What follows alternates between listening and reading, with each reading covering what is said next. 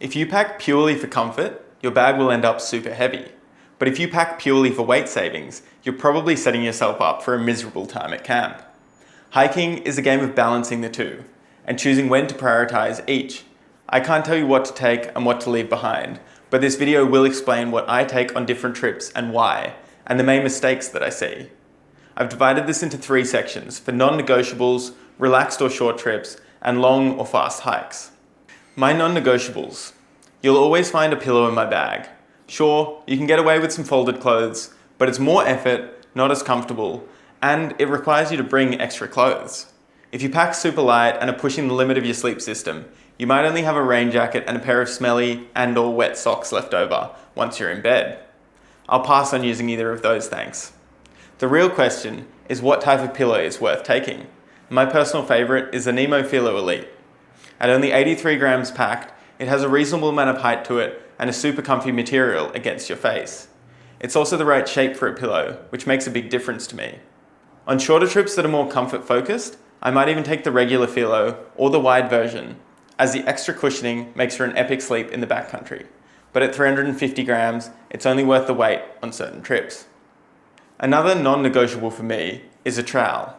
Needing to use the bathroom in the bush is no one's favourite task, so making it as easy and comfortable as possible is worth the 10 to 15 grams extra. On this note, I'll have to add a bidet to this list. Again, anything to make things simpler, and this can actually save you weight by requiring less toilet paper and meaning you don't have to carry anything out. And my final non-negotiable recommendation is actually super personal to you. It's whatever is going to make your trip more enjoyable, whether that's a book, a camera, binoculars, a game, or some pencils and a notebook. Maybe don't take all of these things, but decide which you're most likely to use and enjoy it. For me, this will usually either be a camera or a Kindle. The only exception to this is if you're heading out on a super fast mission where you'll only ever be moving and sleeping and won't have the energy or time to enjoy this. You can still have a very light setup with all of these items, and each one will either improve your comfort significantly or at least reduce your discomfort, allowing you to enjoy your trip a lot more. And if you're doing lots of different types of trips, the goal shouldn't be to be ultralight on every single one. The next category is relaxed or shorter trips. For these, you can afford a few more luxuries. Often on these trips, I'll be heading out with some mates and may only have 5 to 10 kilometers a day, and then long mornings or afternoons sitting around camp, chatting. A camp chair can make camp a much more comfortable place to be for longer periods of time. I've recently been using the Nemo Moonlight Elite, and at 617 grams packed, it's impressively light. Sure, that's still a fair bit of weight to add, but as I said, hiking is a game of compromises. If I have the choice of slightly tired muscles from a heavier pack or a really stiff back from sitting on the floor all evening, I'm taking the former, thanks. On a shorter trip, I'll also prioritize having a way to make a nice coffee.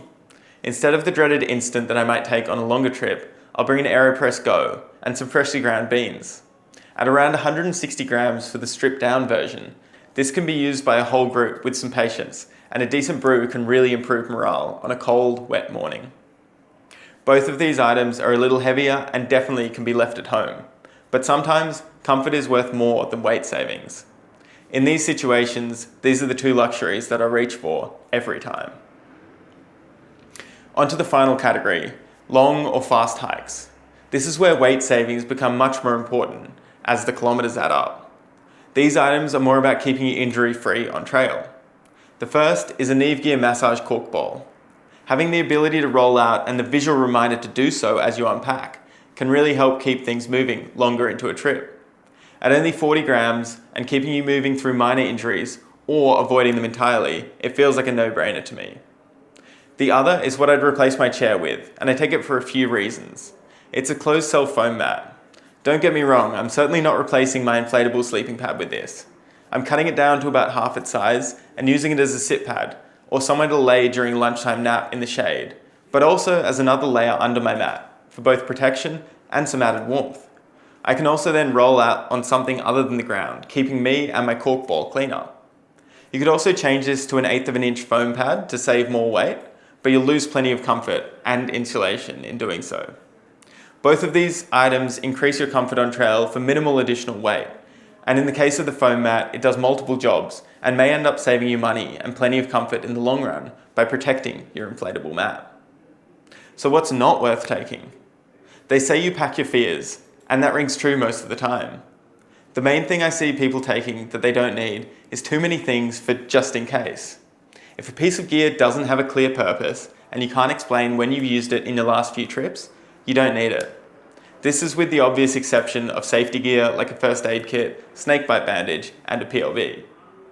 The main culprit I often see is an extra layer that doesn't fit into your layering system, and even though you know that you've packed for similar conditions and been fine without it, or a change of clothes that you simply won't use.